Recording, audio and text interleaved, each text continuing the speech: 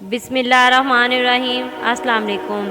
आज मैं आपको हज़रत अब्दुल्ला बिन हुज़ैफ़ा अल-सहमी रज़ियल्लाहु ताला अन्हु का एक वाक़या सुनाती हूँ। हमारी दास्तान के बतल जलील सहाबा कराम रज़ियल्लाहु ताला अन्हु में से वो अज़ीम अल-मरतब सहाबी हैं जिन्हें अब्दुल्ला बिन हुज़ैफ़ा अल-सहमी रज़ियल्लाहु ताला अन्हु के नाम से याद किया जाता है। तारीख़ के लिए मुमकिन था कि वो इनके बारे में भी तगाफ़ुल शारी का वही सलूक रवा रखती जैसा कि हज़ारों इंसानों के बारे में इसने रवा रखा, लेकिन इस्लामी इनकलाब ने हज़रत अब्दुल्ला बिन हुज़ैफ़ा रज़ियल्लाहु ताला अन्हु को मौका अता किया। इस दौर की दो बड़ी ताकतों से मिले, यानी कैसरे रूम और शहनशाह ईरान, और इनसे मिलकर ऐसी दास्तान को जन्म दे जो ज़माना के हाफ़ज़ा और तारीख़ के अवारक़ में हमेशा महफूज रहे। फ़ारिस के बादशाह कसरा से हज़रत अब्दुल्ला बिन हुज़ैफ़ा रज़ियल्लाहु ताला अन्हु की मुलाकात 6 हिजरी को हुई, जब नबी अकरम सल्लल्लाहु अलैहि वसल्लम ने अजमी बादशाहों को इस्लाम का पैगाम देने की खातिर खतूत देकर सहाबा कराम रज़ियल्लाहु ताला अन्हु को वफूद की शक्ल में मुख्तलिफ ममालिक की तरफ भेजा। रसूल अल्लाह सल्लल्लाहु अलैहि वसल्लम को इस मिशन की अहमियत का पहले से अंदाज़ा था। ये कासिद ऐसे दूर दराज ममालिक की तरफ रवाना हो रहे थे जिनके बारे में इनको कोई तजर्बा और इल्म ना था। सहाबा कराम रज़ियल्लाहु ताला अन्हु ना तो इन ममालिक की ज़बान से आशना थे और ना अदाब शाही और मिजाज शहाना के महरम राज ही थे। इससे बढ़कर तो ये कि इनकी दावत का मकसद बादशाहों को अपना अख्तियार करदा दीन तरक करने, सुल्तानी और हुक्मरानी दस्तबरदार होने और दायरा इस्लाम में दाखिल होने पर आमादा करना था। मुहिम बज़ाते खुद बहुत ख़तरनाक थी। इसके मायने थे कि इस मुहिम पर जाने वाला हथेली पर जान रख कर जाए और जब कामयाबी से लौट आए तो यूँ समझे जैसे इसने नया जन्म लिया है। मामला इसकी अहमियत के पेश नज़र रसूलुल्लाह सल्लल्लाहु अलैहि वसल्लम ने अपने सहाबा कराम रज़ियल्लाहु ताला अन्हु को जमा किया और अल्लाह सुब्हानहू तआला की हम्दो सना के बाद इरशाद फरमाया, मैं चाहता हूँ कि तुम में से बाज़ हज़रात को तबलीग इस्लाम के लिए सिलसिले में शाहाने अजम की तरफ रवाना करूँ। ख़बरदार तुम्हारी जानिब से इस मामले में इख्तलाफ की वो नवैयत न पैदा होने पाए जो हज़रत ईसा अलैहिस्सलाम और बनी इसराइल के माबैन रोनुमा हुई थी। इसके जवाब में सहाबा कराम रज़ियल्लाहु ताला अन्हु ने यक ज़बां होकर अर्ज़ किया, या रसूलल्लाह सल्लल्लाहु अलैहि वसल्लम, हम आपके हुक्म की बहरहाल तामील करेंगे और आपकी मंशा के मुताबिक फ़राइज़ पूरी ज़िम्मेदारी से सर अंजाम देंगे। आप जहाँ चाहें हमें भेज दें। हज़रत सल्लल्लाहु अलैहि वसल्लम ने इनमें से 6 सहाबा कराम रज़ियल्लाहु ताला अन्हु का इंतखाब किया और मलूक अरब और शहाने अजम की तरफ दावती खतूत लेकर जाएँ। इन 6 में से एक हज़रत अब्दुल्ला बिन हुज़ैफ़ा रज़ियल्लाहु ताला अन्हु भी थे, जो रसूलुल्लाह सल्लल्लाहु अलैहि वसल्लम का मकतूब ग्रामी लेकर फ़ारिस के बादशाह कसरा की तरफ रवाना हुए।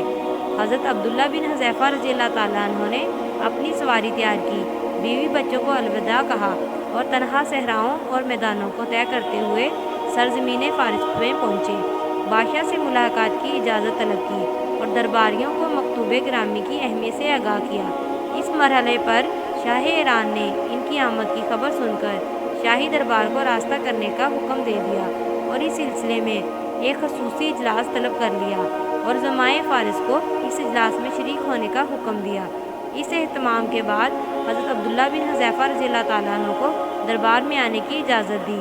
हज़रत अब्दुल्ला बिन हुज़ैफ़ा रज़ियल्लाहु ताला अन्हु शाह ईरान के दरबार में इस कैफियत से दर आए कि उन्होंने एक मामूली चादर ज़ेब तन बदन कर रखी थी, जिससे अरबों की सादगी साफ तौर पर झलक नज़र आ रही थी। आपका सर बड़ा और जिस्म घटा हुआ था। इस्लाम की इज़्ज़त और वक़ार के शोले दिल में भड़क रहे थे। इसी तरह ईमान की अज़मत और बुलंदी दिल की गहराइयों में दमक रही थी। और कसरा ने जब इन्हें अपनी तरफ आते हुए देखा तो हाशिया नशीनों में से एक को इशारा किया। वो इनसे ख़त पकड़े। ऐवान में से एक शख्स ने आगे बढ़कर जब इनसे ख़त लेना चाहा तो आपने फरमाया, ये नहीं हो सकता। रसूलुल्लाह सल्लल्लाहु अलैहि वसल्लम ने मुझे हुक्म दिया है कि मैं ये ख़त बराए रास्त कसरा के हाथ में थमाऊँ। मैं रसूलुल्लाह सल्लल्लाहु अलैहि वसल्लम की हुक्म अदूली की जुरात हरगिज़ नहीं कर सकता। ये देखकर कसरा ने हुक्म दिया, इसे छोड़ दो और मेरे पास आने दो। जब हज़रत अब्दुल्ला बिन हुज़ैफ़ा रज़ियल्लाहु ताला अन्हु कसरा के करीब आए तो इसने आपके हाथ से ख़त वसूल किया اور اہل حیرہ کی عربی زبان ترجمان نے کہا کہ اس خط کو کھولیں اور اس کے مدرجات پڑھ کر مجھے سنائیں۔ مکتوب گرامی کا آغاز ان الفاظ سے ہوا تھا: یہ پیغام محمد صلی اللہ علیہ وآلہ وسلم اللہ تعالیٰ کے رسول کی جانب سے عظیم فارس کسریٰ کے نام ہے۔ سلامتی کا استحقاق اس کو ہے جو ہدایت کی راہ پر چلا۔ کسریٰ نے ابھی خط کے یہ ابتدائی الفاظ ہی سنے تھے کہ اس کے سینے میں غیظ و غضب کی آگ بھڑک اٹھی، چہرہ سرخ ہو گیا اور گردن کی رگیں پھول گئیں، کیونکہ رسول اللہ صلی اللہ علیہ وآلہ وسلم نے خط میں اپنا نام پہلے لکھا تھا اور اس کا بعد میں۔ کسریٰ نے مغلوب الغضب ہو کر خط چھین لیا اور اسے پرزے کر دیا، اور بغیر یہ جانے کہ خط میں کیا لکھا ہے چیخ کر یوں گویا ہوا کہ میرا غلام ہو کر اس سے یہ جرأت کیسے ہوئی کہ مجھے اس طرح مخاطب کرے۔ پھر حکم دیا کہ حضرت عبداللہ بن حذیفہ رضی اللہ تعالیٰ عنہ کو میرے دربار سے نکال باہر کیا جائے۔ چنانچہ ان کو دربار سے نکال دیا گیا۔ حضرت عبداللہ بن حذیفہ رضی اللہ تعالیٰ عنہ ایوان کسریٰ سے نکل کر چل دیے۔ انہیں کہیں کچھ علم نہ تھا کہ اب ان کے ساتھ قضاء و قدر کیا سلوک روا رکھنے والی ہے، انہیں قتل کر دیا جائے گا یا انہیں آزاد چھوڑ دیا جائے گا۔ اس پر زیادہ عرصہ نہ گزرا تھا کہ یہ کہہ اٹھے: باخدا حضرت صلی اللہ علیہ وآلہ وسلم کا خط پہنچا دینے کے بعد مجھے اس بات کی کوئی پرواہ نہیں کہ میرے ساتھ کیا سلوک روا رکھا جائے گا۔ یہ کہہ کر اونٹنی پر سوار ہوئے اور چل دیے۔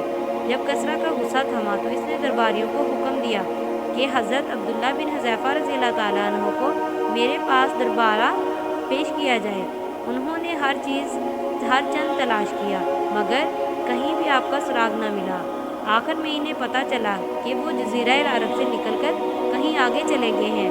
جب حضرت عبداللہ بن حذیفہ رضی اللہ تعالیٰ عنہ نبی اکرم صلی اللہ علیہ وآلہ وسلم کی خدمت اقدس میں حاضر ہوئے اور بتایا کہ اس نے آپ کے گرامی نامہ کو پھاڑ کر پھینک دیا تھا، اس پر آپ صلی اللہ علیہ وآلہ وسلم نے فرمایا: اللہ تعالیٰ اس کی قبائے اقتدار کے پرزے اڑا دے۔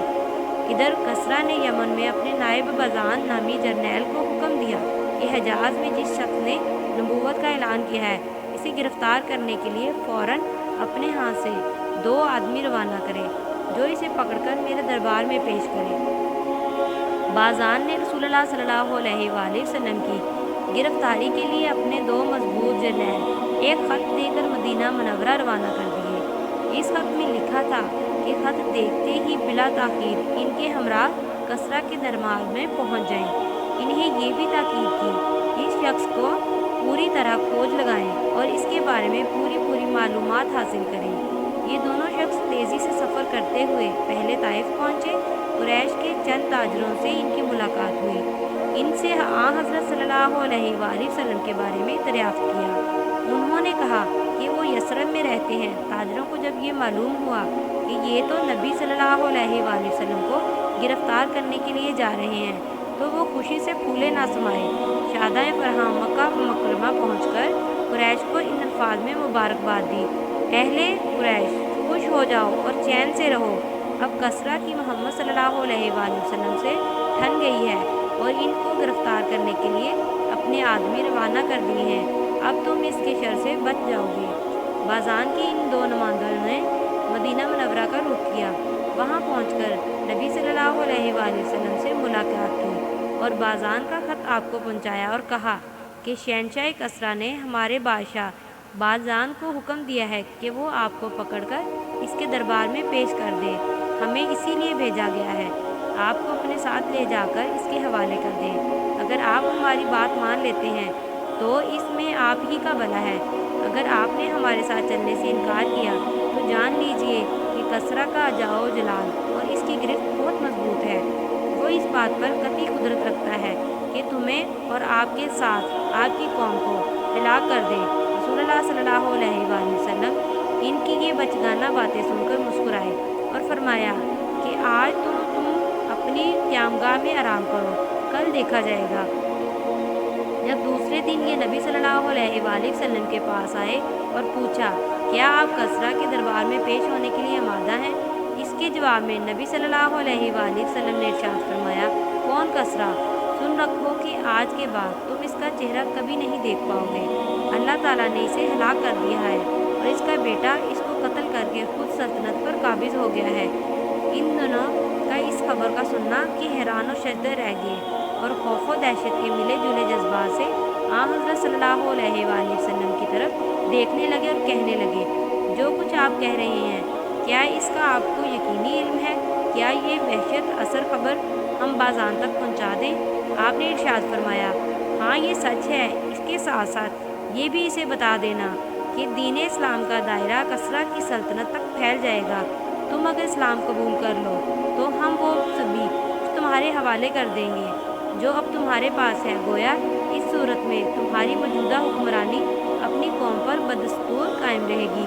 یہ دونوں نمائندے رسول اللہ صلی اللہ علیہ وآلہ وسلم سے رخصت ہو کر بازان کے پاس پہنچے اور اسے یہ خبر سنائی۔ اس نے سن کر کہا، حضرت محمد صلی اللہ علیہ وآلہ وسلم کی یہ بات اگر درست ثابت ہوئی تو پھر ان کے نبی ہونے پر کوئی شبہ نہیں، لیکن اگر یہ بات صحیح ثابت نہ ہوئی تو پھر ہم ان کے متعلق جو رائے قائم کریں گے وہ تم دیکھ لو گے۔ ابھی زیادہ عرصہ نہ گزرا تھا کہ بازان کو کسریٰ کے بیٹے شیریہ کا خط موصول ہوا، جس میں یہ تحریر تھا، میں نے کسریٰ کو مار ڈالا ہے اور مارا بھی اس لیے ہے کہ اپنی قوم کا انتقام لے سکوں۔ اس نے اپنے عہد و اقتدار میں میری قوم کے شرفاء کا قتل عام شروع کیا تھا، یہی نہیں اس نے ان کی عورتوں کی بے حرمتی بھی کی اور ان کے مال و دولت کو غصب بھی کیا۔ میرا یہ خط جب تمہارے پاس پہنچے تو تم میری حلقہ بگوشی اختیار کرنا۔ بازان نے شیریہ کا خط بہت پڑھا تو خط کو ایک طرف پھینک دیا اور اسلام کا حلقہ بگوش ہو گیا، اور اس کے ساتھ بلاد یمن کے تمام فارسی النصر باشندے بھی مسلمان ہو گئے۔ یہ تو حضرت عبداللہ بن حذیفہ رضی اللہ تعالیٰ عنہ کی فارس کے بادشاہ کسریٰ کے ساتھ ملاقات کی دلچسپ داستان ہوئی۔ قیصر روم کے ساتھ ان کی ملاقات کی تفصیلات کیا ہیں؟ قیصر کے ساتھ آپ کی ملاقات کا واقعہ حضرت عمر بن خطاب رضی اللہ تعالیٰ عنہ کے دور خلافت میں پیش آیا۔ یہ بھی ایک عجیب و غریب داستان ہے۔ 19 ہجری میں حضرت عمر بن خطاب رضی اللہ تعالیٰ عنہ نے جنگ کے لیے مجاہدین اسلام کا ایک لشکر روانہ کیا، جس میں حضرت عبداللہ بن حذیفہ رضی اللہ تعالیٰ عنہ بھی شریک تھے۔ بادشاہ روم کے پاس لشکر اسلام کے متعلق خبریں برابر پہنچ رہی تھی اور اسے معلوم تھا کہ مجاہدین اسلام پختہ حوصلے، سچائی کے خوگر اور راہ خدا میں اپنی جانیں نثار کرنے کے جذبے سے سرشار ہیں۔ اس نے اپنے فوجیوں کو یہ حکم دے رکھا تھا کہ اگر لشکر اسلام میں سے کوئی قیدی ہمارے ہاتھ لگے تو اسے زندہ پکڑ کر میرے پاس لے آنا۔ اللہ کا کرنا ایسا ہوا کہ حضرت عبداللہ بن حذیفہ رضی اللہ تعالیٰ عنہ کو رومی فوج نے گرفتار کر لیا اور قیصر کے سامنے حاضر کیا۔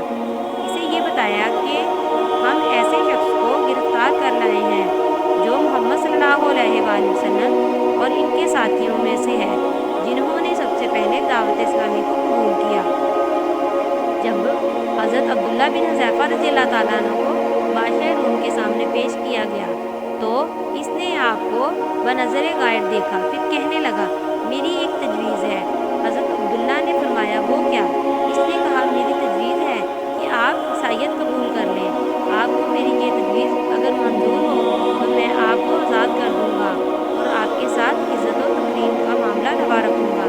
حضرت عبداللہ بن حذیفہ رضی اللہ تعالیٰ عنہ نے جرأت عزم کا اظہار کرتے ہوئے کہا، یہ ممکن ہی نہیں۔ جس چیز کی طرف آپ مجھے دعوت دے رہے ہیں اس سے 1000 درجہ یہ بہتر ہے کہ میں مر جانا پسند کروں۔ قیصر نے کہا، آپ مجھے بہادر انسان معلوم ہوتے ہیں، آپ میری یہ تجویز قبول کر لیں تو میں آپ کو اپنی سلطنت میں شریک کر لینے پر بھی تیار ہوں۔ بیڑیوں میں جکڑا ہوا یہ قیدی اس پر مسکرایا اور یوں گویا ہوا، اللہ کی قسم، آپ مجھے اپنی حکومت اور جزیرہ العرب کی مملکت دے کر بھی یہ امید نہیں رکھ سکتے کہ میں دین محمد صلی اللہ علیہ وآلہ وسلم سے ایک لحظہ کے لیے بھی منحرف ہو جاؤں۔ اس نے غضبناک ہو کر کہا، میں آپ کو قتل کر دوں گا۔ آپ نے فرمایا، آپ جو چاہیں کر دیکھیں۔ اس کے بعد آپ کو پھانسی دے دینے کا حکم صادر کر دیا گیا۔ اس کا حکم یہ تھا کہ تختہ دار پر پانچالہ اس شخص کو اس طرح تیروں کا نشانہ لگاؤ کہ تیر اس کے ہاتھوں کے بالکل قریب گریں اور ہاتھوں کو زخمی کر دیں۔ چنانچہ اس کے حکم کے مطابق نشانہ باندھا گیا اور تیر چلایا گیا۔ اس نازک اور تکلیف دہ موقع پر قیصر نے آپ کو عیسائیت قبول کرنے کی تیسری مرتبہ دعوت دی، لیکن آپ نے صاف انکار کر دیا۔ پھر اس نے حکم دیا کہ اب اس کے بالکل پاؤں کے قریب تیر مارو۔ اس حکم کی بھی تعمیل کی گئی۔ اس نے اس موقع پر بھی اسلام کو ترک کر دینے اور عیسائیت کے حلقہ بگوش ہو جانے کی دعوت دی۔ آپ نے ایسا کرنے سے قطعی انکار کر دیا۔ بالآخر قیصر نے حکم دیا کہ اسے تختہ دار سے نیچے اتار دو۔ پھر ایک بہت بڑی دیگ منگوائی گئی اور اس میں تیل ڈال کر نیچے آگ جلا دی گئی۔ جب تیل کھولنے لگا تو اس نے حکم دیا کہ مسلمان قیدیوں کو حاضر کیا جائے۔ اس کے حکم کے مطابق 2 مسلمان قیدی پیش کر دیے گئے۔ دیکھتے ہی دیکھتے ان میں سے ایک کو کھولتے ہوئے تیل میں پھینک دینے کا حکم دیا۔ گرم اور کھولتے ہوئے تیل میں گرتے ہی اس کا گوشت پوست چٹکنے لگا اور چشمے زدن میں کھال ہڈیوں سے الگ ہو گئی۔ اس کے بعد وہ حضرت عبداللہ بن حذیفہ رضی اللہ تعالیٰ عنہ کی طرف متوجہ ہوا اور کہنے لگا، اب بھی موقع ہے، عیسائیت کو قبول کر لو۔ آپ نے پہلے سے بڑھ کر دعوت کو ٹھکرا دیا۔ جب قیصر حد درجہ مایوس ہو گیا تو اس نے چاروں نچار انہیں کھولتے ہوئے تیل میں پھینک دینے کا حکم دیا۔ جب آپ کو دیگ کے پاس لایا گیا تو آپ کی آنکھوں سے بے اختیار آنسو ٹپک پڑے۔ قیصر کے حواریوں نے جب یہ دیکھا تو عرض کی، حضور یہ تو سچ مچ رو رہا ہے۔ اس نے گمان کیا شاید یہ اس تکلیف سے گھبرا گیا ہے، اسے میرے پاس لاؤ۔ جب آپ کو قیصر کے سامنے پیش کیا گیا تو اس نے پھر آپ کو تیسری مرتبہ عیسائیت کے سامنے سر جھکا دینے کی دعوت دی۔ آپ نے اس بار بھی انکار کر دیا۔ اس نے تعجب سے پوچھا، ارے یہ بات تھی تو تم روتے کیوں تھے؟ آپ نے جواب دیا کہ میرے رونے کی وجہ یہ تھی کہ یہ منظر دیکھ کر میرے خیال میں آیا تھا کہ میرے پاس تو صرف ایک ہی جان ہے، کاش میرے پاس ہزارہ ایسی جانیں ہوتی اور ہر جان کو اس کھولتے ہوئے تیل میں ڈال کر اللہ کی راہ میں قربان کر دیتا۔ اس ظالم کا یہ سننا تھا کہ انگشتے بدنداں ہو کر رہ گیا۔ کہنے لگا، اب اگر تم نے میرے سر کو چوم لو تو میں تمہیں آزاد کر دوں گا۔ حضرت عبداللہ رضی اللہ تعالیٰ عنہ نے پوچھا، کیا تم میرے ساتھ تمام مسلمان قیدیوں کو بھی آزاد کر دو گے؟ اس نے کہا، ہاں میں تمام مسلمان قیدیوں کو بھی رہا کر دوں گا۔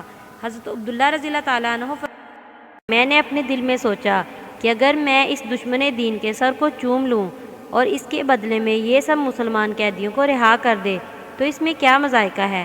پھر آپ اس کے قریب آئے اور اس کے سر پر اپنا بوسہ ثبت کر دیا۔ قیصر روم نے حسب وعدہ حکم دیا کہ تمام مسلمان قیدیوں کو حضرت عبداللہ بن حذیفہ رضی اللہ تعالیٰ عنہ کے سپرد کر دیا جائے تاکہ وہ ان کو اپنے ساتھ لے جائیں۔ رہائی پا کر حضرت عبداللہ بن حذیفہ رضی اللہ تعالیٰ عنہ سیدھے حضرت عمر بن خطاب رضی اللہ تعالیٰ عنہ کی خدمت میں حاضر ہوئے اور آپ کو یہ سارا ماجرا تفصیل سے کہہ سنایا۔